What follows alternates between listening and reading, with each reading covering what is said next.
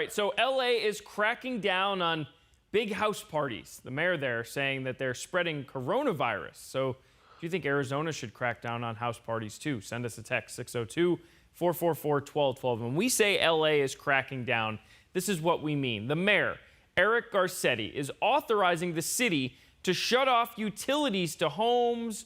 We're talking about water and power, things like that, if the home is a repeat offender in these situations, throwing house parties. Now, here's the thing that I see anyway. There's a couple problems with this. First, the order authorizes power to be cut within 48 hours of the party. So I don't understand how that would actually stop the party from happening in the meantime if the power could stay on for another 48 hours.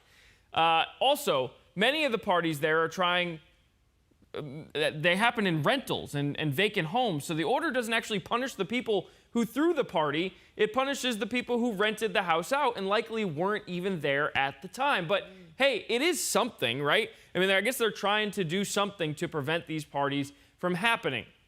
So do you think Arizona should consider doing something similar, considering we also do have kind of an Airbnb party problem in many situations? We did hear reports last year that many of these party homes had been shut down by Airbnb for reasons not related to coronavirus, just noise problems and stuff in the neighborhood. Michelle says it's necessary. If they won't do it themselves, then do it, she says on Facebook. Craig says, get a life, government agencies.